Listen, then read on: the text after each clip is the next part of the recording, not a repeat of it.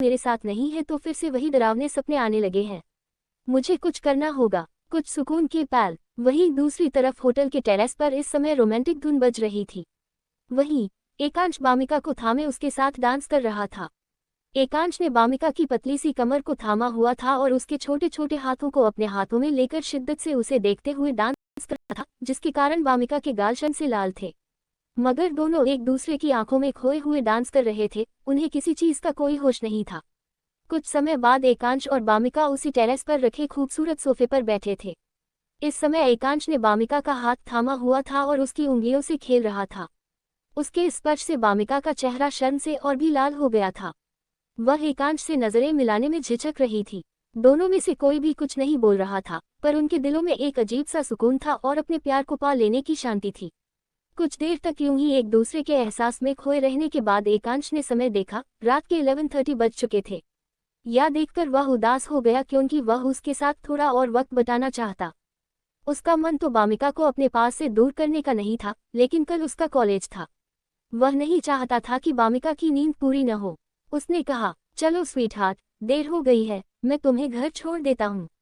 उसकी बात सुनकर बामिका कुछ नहीं बोली, बस हल्के से सिर हिलाकर हामी भर दी। फिर दोनों कार में बैठकर रायजादा मेंशन की ओर निकल पड़े। कुछ समय बाद जब वे मेंशन पहुंचे तो बामिका कार का दरवाजा खोलकर उतरने ही वाली थी कि तभी एकांश ने उसका हाथ पकड़ लिया। बामिका हैरानी से उसकी ओर देखने लगी। एकांश झट से उसके करीब आया और उसके माथे पर प्यार से किस कर दिया। उस एहसास को महसूस करते ही बामिका की आंखें सुकून से बंद हो गई। एकांश ने अपनी गहरी, डिप मैग्नेटिक आवाज में कहा, अपना ख्याल रखना और हम लड़कों से दूर रहना, स्वीटहार्ट। उसकी ये बात सुनकर बामिका कुछ नहीं बोली। वह एकांश की इंटेंस नजरों को सह नहीं पा रही थी। उसे उससे नजरें मिलाने में बहुत शर्म आ रही थी। जैसे ही एकांश ने उसका हाथ छोड़ा, वह बिजली की रफ्तार से कार का दरवाजा खोलकर मेंशन के अंदर भाग गई। उसकी यह स्पीड देखकर एकांश हैरान रह गया, फिर अपने बालों पर हाथ फेरते हुए हल्की मुस्कुराहट के साथ बोला, सिली गर्ल, और फिर अपनी कार से अपने घर की ओर निकल गया। वहीं दूसरी तरफ बामिका भागते हुए सीधे अपने कमरे में आई और जल्दी से दरवाजा बंद कर लिया। दरवाजे से टिककर वह गहरी गहरी सांसें लेने लगी। तभी उसे एकांश की कही बातें याद आईं। उसका चेहरा फिर से लाल हो गया। उसने जल्दी से अपना चेहरा दोनों हथेलियों में छुपा लिया। थोड़ी देर बाद उसने खुद को संभाला और अपने कपड़े बदले। जब वह कमरे में नजर डालती है तो देखती है कि वहां आविका नहीं थी। ये देखकर वह जल्दी से फ्रेश होकर एक कंफर्टेबल और क्यूट नाइट सूट पहन लेती है और फिर अर्बिका के कमरे में आती है और उसके कमरे का दरवाजा खोलती है तो उसे दरवाजा खुला मिलता है। ये देखकर उसके चेहरे पर एक हल्की सी स्माइल आ जाती है और वह जल्दी से दरवाजा खोलकर कमरे के अंदर जाती है। वह देखती है कि अर्बिका वहां सो रही है। ये देखकर वह तुरंत पास जाकर बिस्तर पर बैठती है और फिर धीरे से उसके पास लेट जाती है ताकि आविका की नींद डिस्टर्ब ना हो। उसने अर्बिका को हल्के से गले लगाया और आंखें बंद करके सुकून से लेट गई। यह महसूस करके अर्बिका जो आंखें बंद करके लेटी थी, उसके चेहरे पर स्माइल आ गई। पता नहीं उसके साथ बामिका कैसा क्या रिश्ता था। जब भी बामिका उसके पास रहती थी उसके मन में एक अलग शांति और सुकून रहता था, इसलिए जल्दी ही उसकी भी नींद लग गई। सुबह दोनों जल्दी उठी और तैयार होकर कॉलेज पहुंच गई। रोज की तरह आज भी सब लोग उन्हें घूर घूर कर देख रहे थे। दोनों ने सबको नजरअंदाज किया और अपनी क्लास में चली गई। कुछ समय बाद प्रोफेसर आकर पढ़ाने लगे तो वह दोनों मन लगाकर पढ़ने लगी। वहीं 2 क्लास के बाद वहां पर सीनियर्स आ गए। लड़कियां आहें भरने लगी और उनकी तारीफ करने लगी क्योंकि वे तीनों लड़के बहुत हैंडसम थे और साथ ही बहुत अमीर फैमिली से बिलोंग करते थे। इसी कारण वे कॉलेज की सभी लड़कियों के क्रश थे।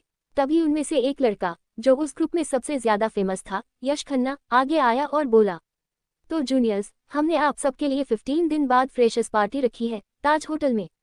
और हाँ, इस पार्टी का ड्रेस कोड लड़कियों के लिए साड़ी और लड़कों के लिए सूट है।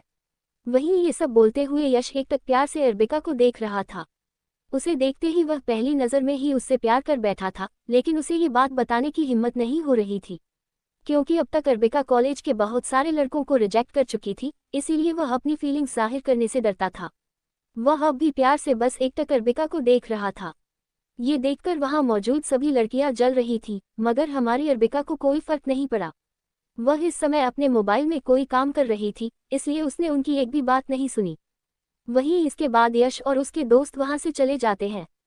कभी एक क्लास के बाद लंच हो जाता है तो वह दोनों लंच करने के लिए कैंटीन चली जाती हैं। वे लोग खाना खा रही थी कि तभी उनके सामने उनकी क्लास की एक लड़की आ जाती है और मुस्कुराते हुए उनसे बोलती है, क्या तुम दोनों फ्रेशर्स पार्टी के लिए मेरे साथ शॉपिंग पर चलना पसंद करोगी? इतना कहकर वह लड़की अरबिका और बामिका को देखने लगी। वही उसे देखकर अरबिका की आंखें ठंडी हो गई, क्योंकि उसे उस लड़की की आंखों में लालच साफ नजर आ रहा था। इसलिए वह उसे देखकर बोली, माफ करना, लेकिन मुझे तुम्हारे साथ शॉपिंग पर जाने का कोई इंटरेस्ट नहीं है, तो प्लीज तुम यहाँ से जा सकती हो। उसकी ये बात सुनकर उस लड़की को बहुत ज्यादा इंसल्टिंग फील हुआ और साथ ही अरबिका और बामिका पर उसे बहुत गुस्सा आया। वह अरबिका से दोस्ती इसलिए करना चाहती थी क्योंकि उसने उसे आयान के साथ देखा था। वह यह नहीं जानती थी कि उन दोनों का रिश्ता क्या है, लेकिन उसका असली प्लान यह था कि अरबिका और बामिका के करीब जाकर वह आयान को अपने प्यार के जाल में फंसाए। वैसे तो वह अमीर परिवार से थी, लेकिन उसकी फैमिली इतनी भी अमीर नहीं थी, इसलिए वह आयान को अपने प्यार के जाल में फंसाना चाहती थी। लेकिन अरबिका ने उसका सारा प्लान बर्बाद कर दिया।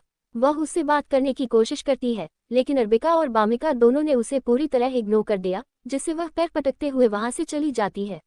वहीं ये देखकर अरबिका के भाव फिर से नॉर्मल हो जाते हैं। उसे इन लोगों से दोस्ती करने में कोई दिलचस्पी नहीं थी, क्योंकि वह पिछले जन्म में देख चुकी थी कि ये लोग कितने ज्यादा डोगले हैं। जिसके पास ज्यादा पैसा होता था, ये लोग सिर्फ उसी से दोस्ती करते थे, और जिसके पास नहीं, उसे हमेशा नीचा दिखाते थे। और पिछले जन्म में सबको यही लगता था कि उसके पास पैसे नहीं है, इसलिए ये सब उसे बहुत ही ज्यादा नीचा दिखाते थे और उसकी बार बार बेइज्जती करते थे। ऐसे लोगों से दोस्ती करने में उसे कोई इंटरेस्ट नहीं था। बामिका के लिए तो उसकी दी हाई काफी थी, इसलिए उन दोनों ने अब तक किसी से भी दोस्ती नहीं की थी। वहीं लंच के बाद 2 क्लास और लेने के बाद आबिका और बामिका पास ही बने एक बहुत बड़े और लग्जरियस मॉल में चली गई, क्योंकि उन्होंने आज ही फेयरवेल की शॉपिंग करने का प्लान बनाया था। वह मॉल वाकई बहुत बड़ा और शानदार था। एशिया की सबसे बड़ी कंपनी बजाज ग्रुप्स का था। इसी वजह से मॉल अंदर से बेहद लग्जरी, लेविश और खूबसूरत था। वहीं बामिका और अरबिका थोड़ी देर मॉल देखती रहीं, फिर गर्ल्स सेक्शन में जाकर अपने लिए साड़ियां पसंद करने लगी। उन्होंने 4-5 साड़ियां सिलेक्ट कर ली। बामिका भी उन साड़ियों को चेक करने के लिए चेंजिंग रूम में चली गई और अरबिका बाहर ही उसका इंतजार करने लगी। तभी अरबिका का फोन बजा। देखा तो आनत का कॉल था। उसने तुरंत फोन उठाया। हेलो, बोलो, तुम अब तक क्यों नहीं आई? आनत ने कहा। अरबिका बोली, मैं अभी शॉपिंग के लिए आई हूँ, इसलिए रात के डिनर के लिए ही वहाँ पहुँचूंगी। ठीक है। उसकी बात सुनकर आनत ने ठीक है कहा, और फिर दोनों अपने काम को लेकर बात करने लगी। बात करते करते अरबिका को पता ही नहीं चला कि वह कब मॉल के दूसरे सेक्शन में पहुँच गई। वह बातचीत में इतनी खोई हुई थी कि उसे अपने आसपास का ध्यान ही नहीं रहा। बात करते हुए बिना देखे आगे की तरफ बढ़ रही थी कि तभी वह सामने से आ रहे एक लड़के से टकरा जाती है। वही इससे वह दोनों ही संभल नहीं पाते और वह लड़का नीचे गिरता है और आबिका उसके ऊपर गिरती है, जिस कारण उनके होंठ आपस में टच हो जाते हैं, जिसे महसूस करके उन दोनों की आंखें बड़ी बड़ी हो जाती हैं। मिस छिछोरी समय आबिका शौक में बड़ी बड़ी आंखें उस लड़की की ब्लू आईज में देख रही थी। वही वह लड़का तो सब कुछ भूलकर अरबिका की आंखों में खोया हुआ था। वही मॉल में मौजूद बाकी सब भी आंखें फाड़े उन दोनों को ही देख रहे थे। वही दोनों खोए हुए एक दूसरे को ही देख रहे थे कि तभी अरबिका को होश आता है। वह जल्दी उठती है, अजीब सा समूह बनाकर थू थू थू करती है और अपने होंठों को रगड़ने लगती है।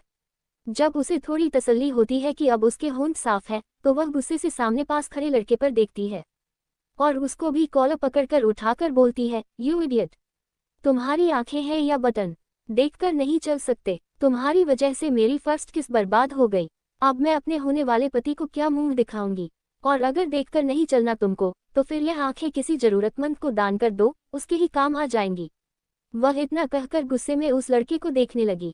वहीं जब उसकी नज़र उस लड़के पर पड़ती है तो एक पल के लिए वह उसे देखती ही रह जाती है, क्योंकि वह लड़का बहुत ही ज्यादा हैंडसम और क्यूट था।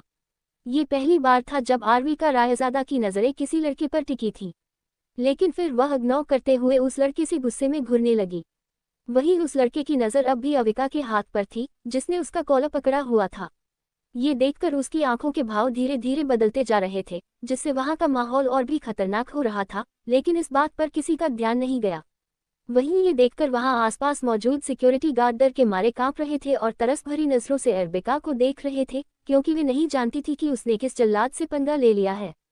वह कुछ करने जाने ही वाला था कि तभी उस लड़के ने आंखों के इशारे से उसे रोक दिया और फिर वह लड़का इंटरेस्ट से अरबिका को घूरते हुए बोला, तो तुम्हारे कहने का मतलब मेरी गलती है? वैसे यह बात तुम पर भी लागू होती है, तुम्हारे पास भी तो आंखें हैं, तुम भी तो देखकर चल सकती थी। वही उसकी बात सुनकर अरबिका का शक पका जाती है, क्योंकि गलती तो उसकी ही थी, लेकिन आबिका रायजादा यह बात मान ले, ये कभी नहीं हो सकता। इसलिए वह उसे घूरते हुए बोली, हाँ, गलती तुम्हारी है। वही सामने वाले लड़के को अर्बिका बहुत ही ज्यादा इंटरेस्टिंग लगी, इसलिए डेविल स्माइल कहकर बोला, कहीं ऐसा तो नहीं कि तुमने मुझे देख लिया हो और फिर भी तुम जानबूझकर मुझसे टकराई हो। फिर वह गर्व से मुस्कुराते हुए अपने बालों पर हाथ फेरता हुआ बोला, आखिर मैं इतना हैंडसम हूँ। फिर वह आगे बोला, आजकल की लड़कियां पता नहीं कैसी हो गई है, हैंडसम लड़के देखे नहीं कि अपने मुंह से लार टपकाना शुरू कर देती है। अर्बिका की तरफ देखकर वह टेढ़ी मुस्कान लिए बोला, वैसे तुम तो शक से ही छिछोरी लग रही हो और मुझे देखते हुए तो तुम्हारी लार भी टपक रही है। वही ये सुनकर तो हमारी अविका के गुस्से की कोई सीमा नहीं रही और वह गुस्से में घूर घूर कर उस लड़के को देखने लगी। वही देखकर वह लड़का अपने हाथ सीने पर क्रॉस करके बोला, अब मुझे ऐसे क्या अपनी आंखें फाड़ फाड़ कर देख रही हो? तुमने मेरा फर्स्ट किस तो चुरा ही लिया है, अब क्या मेरी इज्जत लूटने का इरादा है? वही सामने वाली लड़का की बात सुनकर अविका स्पीचलेस रह गई। उसे ऐसी फीलिंग आने लगी जैसे वह किसी गली की गुंडी हो जो बेचारे मासूम लड़के को छेड़ रही है। अपनी इतनी खतरनाक बेइज्जती सुनने के बाद उसे सब्र का जवाब दे गया और वह बोली, ओह हेलो। किसी का लार टपकाने के लिए उसका सुंदर और गुड लुक होना भी जरूरी है, पर तुम्हारी शक्ल तो सूअर जैसी है। नहीं नहीं, तुम तो उससे भी ज्यादा बदसूरत हो। वही और रेखा की बात सुनकर वहां मौजूद सब लोग और वह लड़का उसे आंखें फाड़े देखने लगे, क्योंकि वह लड़का बहुत ही ज्यादा हैंडसम था और अर्बिका का उसे बदसूरत सूअर जैसी शक्ल कहा जा रहा था। तभी वह लड़का गुस्से से चढ़ते हुए बोला, तुम्हारी हिम्मत कैसे हुई मुझे बदसूरत बोलने की? उसकी बात सुनकर गुस्से में उसने कहा, तुम मुझे छिछोरी बोलना बंद करो वरना मुझसे बुरा कोई नहीं होगा। वही जब वह लड़का अर्बिका का चिढ़ा हुआ चेहरा देखता है तो उसे बड़ा अच्छा लगता है और वह बहुत से और चिढ़ाने के इरादे से बोलता है, तो क्या करोगी तुम मिस छिछोरी? उसने छिछोरी शब्द पर कुछ ज्यादा जोर दिया। ये सुनकर हमारी अविका का गुस्सा आउट ऑफ कंट्रोल हो गया। वही वह बहुत जल्दी से उठकर वहां आसपास देखने लगी। किसी को समझ नहीं आया कि वह क्या करने वाली है, लेकिन फिर उसने पास रखी एक टेबल उठाकर उसकी तरफ बढ़ते हुए बोली, अब बोल सूअर जैसी शक्ल वाले, क्या बोलता है तू? तेरा मुंह बंद क्यों है? हाँ, आप कुछ बोलता क्यों नहीं? वही उसकी ये हरकत देखकर मॉल में खड़े सब लोगों की आंखें बड़ी हो गई। वह अनजान लड़का तो डर के मारे अपना लार निगल लेता है और फिर डरते हुए बोला, पागल लड़की, क्या कर रही हो तुम? उसकी बात सुनकर वह और गुस्सा हो जाती है और फेंकने वाली होती ही है, या देखकर वहां मौजूद सबकी धड़कनें बढ़ जाती है कि तभी बामिका पकड़ लेती है और वह डरते हुए बोलती है, दी आप ये क्या कर रही हैं? वही बामिका भी बहुत ज्यादा हाँफ रही थी। इससे साफ पता चल रहा था कि वह अभी यहाँ तक भाग कर आई है। जल्दी से जल्दी अर्बिका को वहां से ले जाना चाहती थी, क्योंकि वह गुस्सा अच्छी तरह जानती थी। अगर यह लड़का अर्बिका के हाथे चढ़ गया तो उसकी 10 to 15 हड्डियां टूटना तय है और वह नहीं चाहती थी कि इस तरह मारपीट करे और बाद में उसको कोई प्रॉब्लम हो, इसलिए वह बोली, दी आप इसे छोड़ दीजिए, चलिए यहाँ से।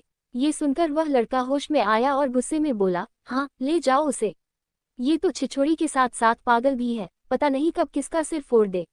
इस पर अर्बिका और भी ज्यादा गुस्सा हो गई और उसे मारने के लिए आगे बढ़ी। तभी बामिका चिल्लाई, प्लीज दी रुक जाइए, आपको मेरी कसम, प्लीज चलिए यहाँ। वही कसम वाली बात सुनकर अविका शांत हो गई, क्योंकि वह बामिका से बहुत प्यार करती थी, लेकिन जाते जाते गुस्से से उस लड़के को घूरते हुए बोली, अच्छा होगा तुम मुझसे दूर ही रहो, अगर अगली बार मुझसे टकराए ना, अगर अगली बार तुम मुझे माइल ना तो मैं तुम्हें कूट कूट कर तुम्हारी नानी याद दिला दूंगी, सूअर कहीं के। इतना कहकर वह बामिका के साथ वहां से चली गई, लेकिन जाते जाते वह उस लड़की को गलियां देना नहीं बोली। जाने के बाद वह लड़का अपने सीने पर हाथ रखकर बोला, यार कितनी खतरनाक लड़की थी ये, बच गया वरना आज तो मेरा राम नाम सत्य कर देती। लेकिन फिर भी बहुत इंटरेस्टिंग है ये लड़की जिसने पहली मुलाकात में ही मुझे आद्रिव बजाज को मारने की धमकी दे दी। मैं तुमसे दोबारा मिलने के लिए बहुत एक्साइटेड हूँ मिस छिछोरी। वही ये सब बोलते हुए उसके चेहरे पर एक मिस्टीरियस स्माइल थी। वह पहले वाला इंसान लग ही नहीं रहा था जो अभी अभी अर्बिका से बच्चों की तरह झगड़ रहा था, क्योंकि उसके पास से बहुत ही खतरनाक मिस्टीरियस ऑरा निकल रहा था जो किसी को भी उसके सामने झुकने पर मजबूर कर देता था। फिर उसकी नज़र तमाशा देख रहे लोगों पर पड़ी और वह बोला, यहाँ कोई फिल्म की शूटिंग नहीं चल रही, जाओ अपने अपने काम करो। ये सुनकर सब लोग जल्दी जल्दी अपनी जगह लौट गए। दूसरी तरफ अर्बिका बामिका से शिकायत करते हुए बोली, कितना बदसूरत सूअर जैसा कमीना आदमी था, उस कमीने ने मेरी फर्स्ट किस चुरा ली। इसके बाद उसका बिल्कुल भी मन नहीं रहा शॉपिंग करने का, इसलिए दोनों घर लौट गई। Chapter number 40। घर पहुंचने के बाद उन्हें अनुज जी मिल जाते हैं। वे दोनों फ्रेश होकर थोड़ा समय अनुज जी के साथ बिताती हैं। तभी अर्बिका अनुज जी से बोली, मॉम मुझे अपनी एक फ्रेंड से मिलने जाना है, तो क्या मैं जा सकती हूँ? अनु जी प्यार से बोली, बच्चा, तुम्हें अपनी फ्रेंड से मिलने के लिए मुझसे पूछने की जरूरत नहीं है, ऑफ कोर्स जा सकती हो। उनकी ये बात सुनकर अर्बिका खुश हो जाती है और बोलती है, मॉम, मैं डिनर भी उसके घर ही करूंगी, आप लोग फिक्र मत करना। इतना बोलकर वह जी के गाल पर किस करती है और तैयार होने के लिए अपने कमरे में भाग जाती है। उसकी हरकत पर अनु और बामिका हंसने लगते हैं। वैसे उसने बामिका से पूछा तो था, लेकिन बामिका ने न्यू प्रोजेक्ट का बहाना बना दिया, क्योंकि आज भी नए लोगों से मिलने में उसे बहुत डर लगता था और वह जानती थी कि सालों पुराने घाव एक झटके में ठीक नहीं होंगे, उसके लिए समय बहुत जरूरी है। कुछ समय बाद अर्विका कार से जिंदल विला की तरफ निकल जाती है। उसके आगे पीछे दो बॉडीगार्ड की कार चल रही थी जो उसकी सुरक्षा के लिए थी। वैसे तो वह अकेले जाना चाहती थी, लेकिन अनु जी ने उसकी बात मानी ही नहीं और उसके साथ इतने सारे बॉडीगार्ड भेज दिए। थोड़ी देर बाद उसकी कार खूबसूरत मेंशन के आगे रुकती है। क्योंकि यह जिंदल मेंशन था, इसलिए वह जल्दी से गाड़ी से उतरती है और जिंदल मेंशन की तरफ बढ़ जाती है। वहां उसे देखकर सभी गार्ड और काम करने वाले लोग खुश हो जाते हैं और उसे रिस्पेक्ट से ग्रीट करते हैं। तभी मेंशन के दरवाजे पर एक बुजुर्ग इंसान नजर आते हैं। उन्हें देखकर अर्विका खुश हो जाती है और मुस्कुराकर बोलती है, कैसे हैं आप संजय अंकल, और दादाजी कहाँ हैं? उसकी बात पर संजय अंकल मुस्कुराते हुए बोले, मैं बिल्कुल ठीक हूँ छोटी मिस, और आपके दादाजी अपने रूम में मुंह फुलाकर बैठे हैं। वो कह रहे हैं जब उनकी प्यारी पोती आएगी तभी वो कमरे से बाहर निकलेंगे। उनकी बात सुनकर अर्विका लाचारी से सिर हिलाती है। सच में उसे लगता था कि दादाजी कभी कभी बच्चों की तरह बर्ताव करते हैं, और दादाजी की तरफ बढ़ जाती है। वही वह उनके कमरे में जाती है तो वहां पर बेड पर एक बुजुर्ग इंसान बैठे हुए थे। देखने में वह बुजुर्ग और थोड़े कमजोर लग रहे थे, लेकिन उनके चेहरे का तेज और रुतबा अलग ही था। वही जैसे ही वो अर्विका की आवाज़ सुनते हैं वो खुश हो जाते हैं, लेकिन फिर वो झूठ मूठ का गुस्सा होते हुए कहते हैं, मेरे जैसे बूढ़े की किसी को फिक्र ही नहीं है, तो बताइए आप क्यों आई हैं यहाँ पर?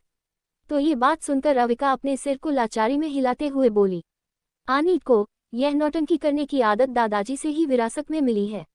वही वो इतना बोल ही रही थी कि तभी अर्नित पीछे से आकर बोला, इसमें मैं कहाँ से बीच में आ गया? हमेशा दादाजी ड्रामा करते हैं और तुम हमेशा मुझे सुनाती हो। तो उनकी बात सुनकर दादाजी विश्वजीत जिंदल बोले, ओ नालायक, तेरे कहने का मतलब क्या है? मैं ड्रामा करता हूँ? तो उनकी बात सुनकर अर्नित अपनी आंखें रोल करते हुए बोला, हाँ दादाजी, आप अपनी बहुत प्यारी पोती को बताते क्यों नहीं है कि आपने सिर्फ घर का खाना नहीं खाया है, क्योंकि आपने तो बाहर से ऑर्डर करके पिज्जा, बर्गर ये सब खा चुके हैं। तो उनकी बात सुनकर बेचारे दादाजी अपनी नजरें चुराने लगे, क्योंकि अर्विका उन्हें अपनी छोटी आंखें करके घूर रही थी। वो बोली, क्या अर्नित सच कह रहा है दादाजी? क्या आपने सचमुच ये सब खाया? आप जानते हैं ना आपकी सेहत के लिए ये सब ठीक नहीं है, फिर भी आपने खाया। तो दादाजी मासूम बनते हुए बोले, बेटा, तुम तो जानती हो ना इस बुढ़ापे में ज्यादा देर भूख कंट्रोल नहीं होती, और मैंने तुमसे प्रॉमिस किया था कि मैं तुम्हारे आने के बाद ही खाना खाऊंगा, इसलिए मैंने खाना बाहर से मंगवा लिया और ये पिज्जा बर्गर मंगवाया, क्योंकि वो खाना थोड़ी ना होता है, वो तो जंक फूड होता है ना बेटा। तो उनकी बात सुनकर अर्नित और अर्विका दोनों अपना सिर पीट लेते हैं। सच में कौन यकीन करेगा कि यह इंसान जो अभी बच्चों की तरह हरकतें कर रहा है, ये एक समय के जाने माने आर्मी ऑफिसर थे। इनके पास लगभग पूरी आर्मी की पावर थी और इनके नाम से ही इनके दुश्मन थर थर कांपते थे। तो मिलिए, ये है विश्वजीत जिंदल, अर्नित के दादाजी। अर्नित के मॉम डैड की मौत बचपन में ही हो गई थी, तब से अर्नित को इन्होंने ही पाला है। ये एक रिटायर्ड आर्मी ऑफिसर है और इनका बहुत बड़ा बिजनेस है।